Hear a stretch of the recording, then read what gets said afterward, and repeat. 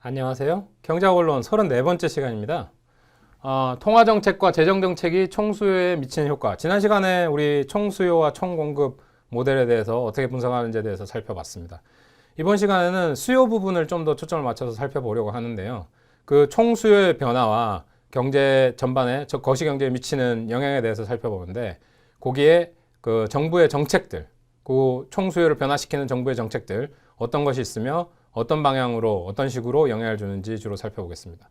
두 가지 정부 정책이 거시경제 정책으로 살펴볼 수 있겠는데요. 하나는 통화정책과 재정정책 되겠습니다. 재정정책은 정부에서 재정 지출을 늘리거나 줄이는 방향으로 결정되는 방법 하나, 그 다음에 조세를 늘리거나 줄이는 방법으로 결정되는 방식 하나, 그 두 가지 크게 생각해 볼 수 있겠고요. 통화정책은 통화량을 줄이고 늘리는 여러 가지 방식들, 중앙은행에서 펼칠 수 있는 여러 가지 방법들이 있지만, 통화량을 늘리고 줄인다는 측면에서 어떤 정책을 폈을 때 그게 거시경제에 어떤 영향을 미치는지 한번 살펴보겠습니다. 특히 수요적인 측면이요.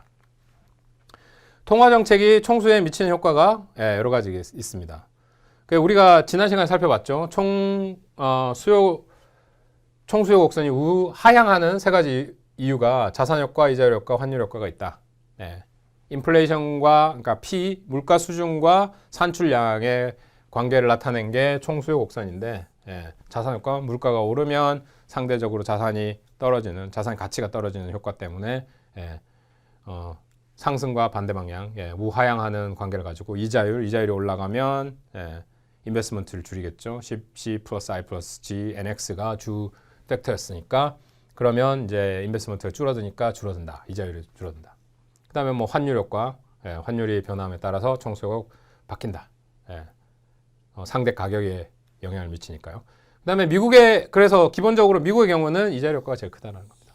이자율 효과. 그래서 이자율 효과, 다시 한번 얘기하지만, 이자율 효과가 영향이 크다는 건 인베스트먼트의 변화, 총수의 변화에 직접적으로 영향을 주는 거, 인베스트먼트가 빨리빨리 변하면서 총수에 영향을 미친다. 통화정책과도 연관이 있는 거죠. 인트레스트 레이트하고 연관이 있으니까. 그러면 다음에 이제 유동성 선호 이론이라는 게 있습니다. Theory of Liquidity Preference. 이자율이 변해서 화폐의 수요와 공급이 일치한다는 케인즈의 이론입니다. 그러니까 케인즈가 가지고 온 이론 중에, 그러니까 거시경제에서 이자율이 큰 역할을 하고 있다. 이자율, 물가, 산출량, 이런 연관관계에 대해서 분석을 많이 했죠. 거기에 첫 번째로 썼던 이론이 유동성 선호 이론입니다. 그 세 가지 구성 요소, 그러니까 우리 총 수요를 분석하는 데 있어서 하나의 시장을 더 보자는 겁니다. 뭐라고 했습니까? 고전 학파의 경우에, 여기는 이제 케인즈죠. 고전 학파의 경우에 화폐를 분석하는 데 있어서 두 가지 얘기를 했죠. 고전 학파의 이분법이 하나고, 디카토미, 화폐의 중립성입니다. 화폐의 중립성.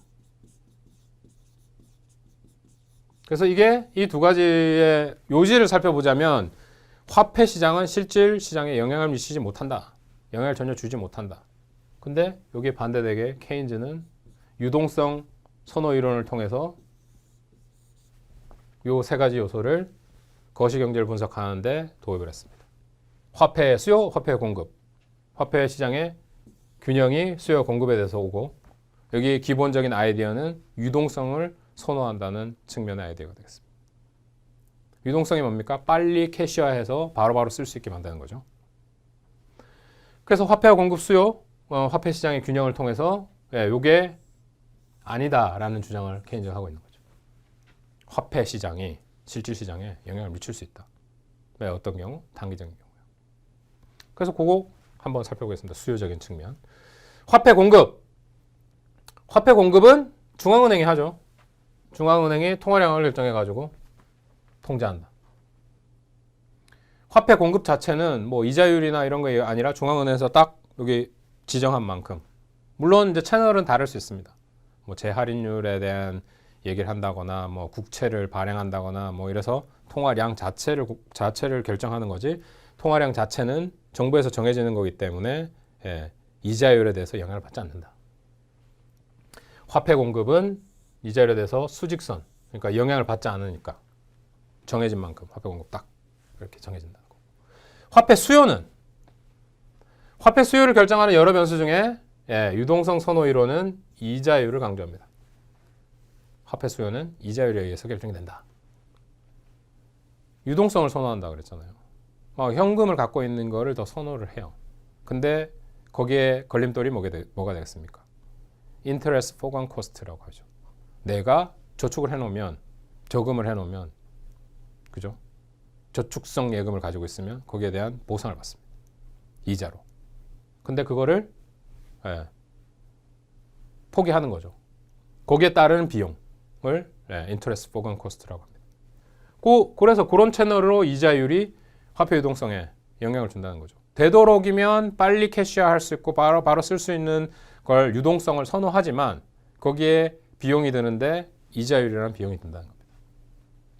그래서 화폐, 캐시 자체는 이자율이 상승하면 화폐 수요량이 감소하죠. 이자율이 증가했어요. 그러면 내가 캐시를 가지고 있느니 그 이자율로 버리는 포기해야 될 수익이 너무 커지니까 저축을 한다는 겁니다. 되시겠습니까? 화폐에 대한 수요 줄어든다는 거죠. 화폐 수요 곡선은 이자율에 대해 우하향한다.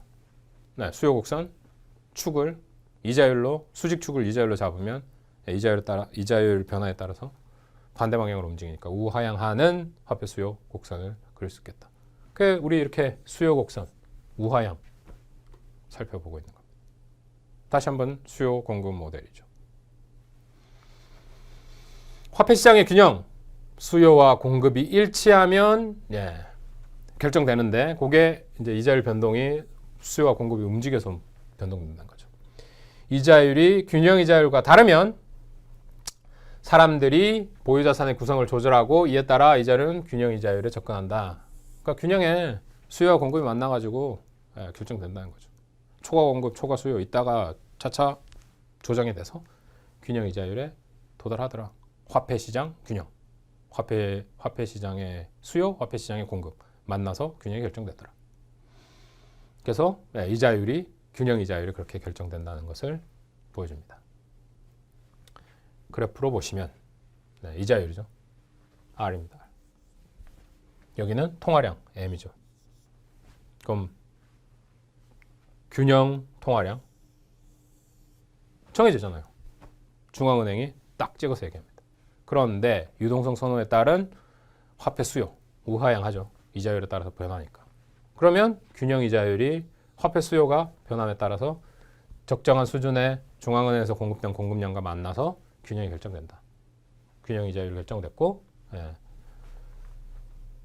고정된 통화량 정해져 있으니까 몰래 결정되어 있습니다.